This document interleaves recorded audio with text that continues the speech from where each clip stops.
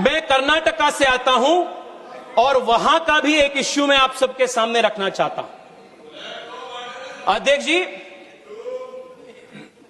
आपके अनुमति से 2 वाक्य मैं कन्नड़ में बोलता हूं।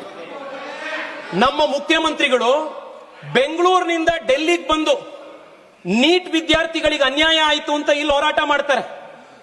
ಕರ್ನಾಟಕದಲ್ಲಿ ಕಳೆದ 3 ವರ್ಷದಿಂದ ಕೆಪಿಎಸ್ಸಿಯಲ್ಲಿ ಆಗಿರುವಂತಹ ಹಗರಣ ಪ್ರತಿ ದಿವಸ ಸಾವಿರಾರು ಜನ ಯುವಕರು ಫ್ರೀಡಂ ಪಾರ್ಕ್ ಅಲ್ಲಿ ಕರ್ನಾಟಕದ ಮೂಲೆಯಲ್ಲಿ ಹೋರಾಟ ಮಾಡ್ತಾ ಇದ್ದಾರೆ. ಅವರ ನೋವು, ಅವರ ದರ್ದು ನಿಮ್ಗೆ ಯಾರಿಗೂ ಗೊತ್ತಾಗೋದಿಲ್ಲ ಮುಖ್ಯಮಂತ್ರಿಗಳೇ. ನಾನು ಮುಖ್ಯಮಂತ್ರಿಗಳಿಗೆ ಕೇಳಕ್ಕೆ ಇಚ್ಛೆ ಪಡ್ತೀನಿ, ಕೆಪಿಎಸ್ಸಿಯಲ್ಲಿ ಒಂದು 10 ದಿವಸದ ಹಿಂದೆ ಕೆಪಿಎಸ್ಸಿಯ ಚೇರ್ಮನ್ ಅನ್ನ ಗವರ್ನರ್ ಸಸ್ಪೆಂಡ್ ಮಾಡಿದ್ದಾರೆ. ಯಾಕೆ ಮಾಡಿದ್ರು?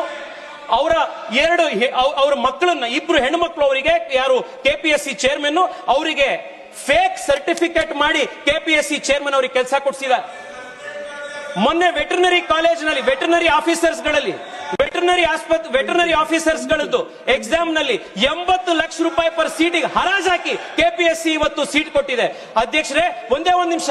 ನಮ್ಮ ತಂದೆ ಬೆಂಗಳೂರಿಗೆ ಚಿಕ್ಕಮಗಳೂರಿನಿಂದ ಬಂದಾಗ ತಲೆಯಲ್ಲಿ ಕೈಯಲ್ಲಿ ಕನಸು ಬಿಟ್ರೆ ಅವ್ರ ಕೈಯಲ್ಲಿ ಏನೂ ಇರಲಿಲ್ಲ. ಕೆಪಿಎಸ್ಸಿ ಪರೀಕ್ಷೆ ಬರೆದು ಇವತ್ತವರು ಸರ್ಕಾರದಲ್ಲಿ ಅಧಿಕಾರಿ ಆದ್ರು. ಇವತ್ತು ಅವ್ರ ಮಗ ನಾನು ಇವತ್ತು MP ಆಗಿ ಇಲ್ಲಿ ಬಂದಿದ್ದೀನಿ.